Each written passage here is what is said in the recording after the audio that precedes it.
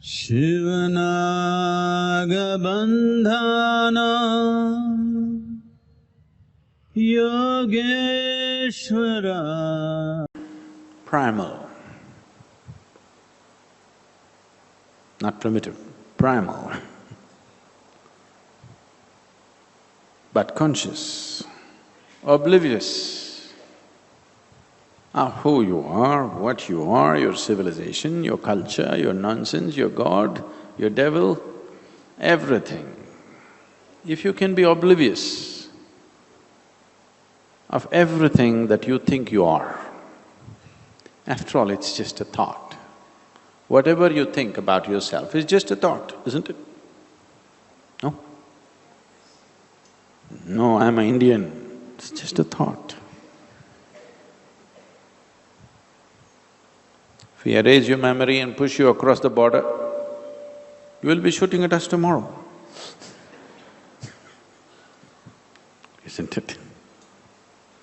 This has been done in so many ways, in the form of religion, in the form of education, in the form of all kinds of teachings, to psych you to believe that you're something. Now scientists are coming up with more surefire, quicker, easier ways of doing things. Isn't it so? It's already been done. But in future, it will so happen that we can make an electronic chip which tells you you're an Indian, you're a Hindu, you're this, you're that, whatever you like, you can program it, put it inside. Only the best thing is, you can pull out the chip and meditate.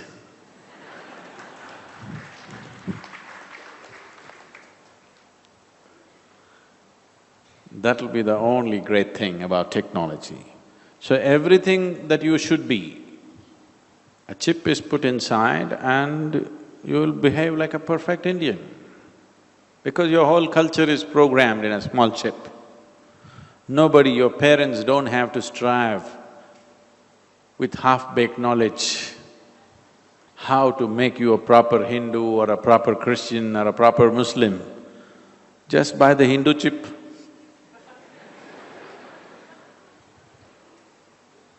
You think, feel and act like one.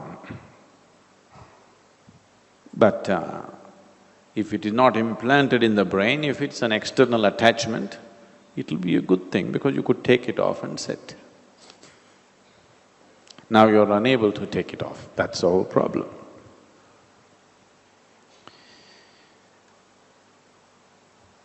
There are various stories to indicate the nature of what this is. There are so many stories as to how people always thought Shiva was so uncouth, uncivilized, uncultured, without any lineage, does not belong to any caste or creed. People thought he's no good because he doesn't have a lineage. If you ask him, who is your father, he doesn't know.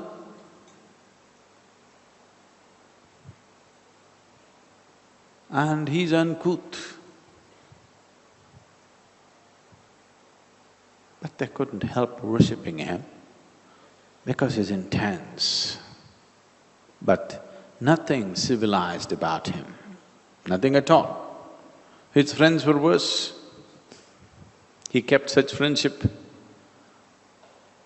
with all kinds of demons and goblins and distorted beings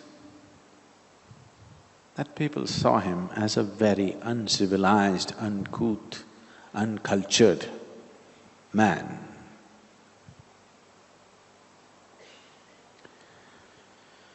So Parvati fell in love with Shiva and she wants to marry him. She's a princess. Her parents have not seen him. On the day of the wedding, he arrives. All the guests came, all the kings and queens and gods and goddesses, everybody arrived in procession, one more beautiful than the other, all dressed up. But then Shiva came, naked, ash smeared, inebriated. Nobody knew what he's drunk upon. But he was inebriated, and all his friends were inebriated. There came Parvati's mother, Meena. She saw and said, "What? You are going to marry this man?" And she fainted. She could not imagine handing over her daughter to this man.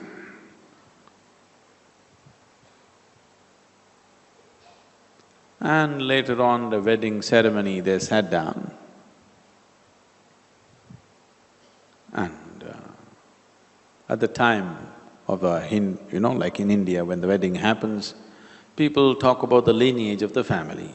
The girl comes from a great lineage, her father is a king, so many wonderful things were said. Then they asked, what about the groom's lineage? What is his gotram? What is his nakshatram? And under what star was he born? He simply sat silent.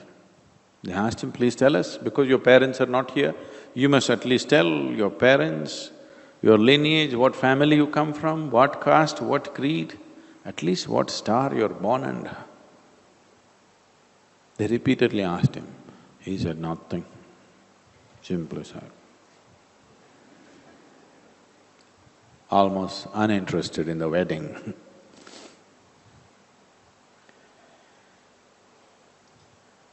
Then Narada came in to save the situation. Why I'm telling you this is,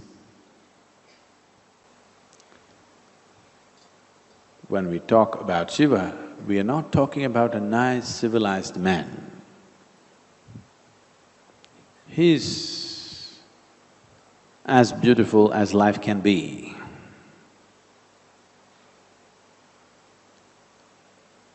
But as life is, today it is little cloudy, tomorrow it could be pouring, day after tomorrow it could be burning. It's just like that, just like life. Not just like life, he's just life. He's not a pretension, he's not repetitive in any way, he's simply life. What are you? What are you? What somebody taught you. Every single thought, emotion, action is the way somebody taught you. Only if you're here as life, we can make you grow, we can make you blossom. If you're here as a bundle of memory that you picked up from somebody, all half-baked people. If you're just a bundle of memory, then what's there to do? Let me add a few more tidbits to your memory bag. You know, wherever I go, particularly the more educated the crowds are, the more they want to write down. I say, "Don't write down, just be with me." "No, we've already seen your face, we remember. We want to write down what you say." In so many ways I tell them, don't bother, just be, because you won't get anything by writing down the words. All you will do is you'll have to buy a new memory stick after some time. So many things are being told. And they won't make any sense after some time because I'm not trying to say anything at all.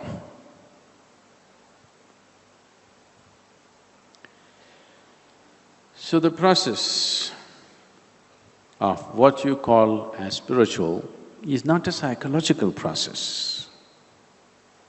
Your memory has nothing to do with it. It's a life process, it's an existential process. This can only happen if you allow yourself to be just a piece of life that you are. To do this, we do many things here and you might have seen people in the ashram walking around with those orange tags. You've seen the silence tags people are wearing. Just shut up. Because shutting your mouth is only half the job.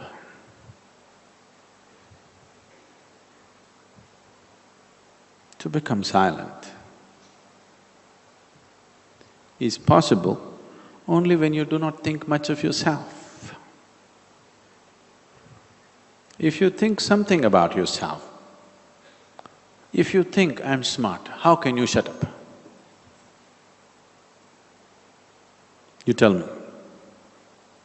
If you think, I'm smart, how can you shut up?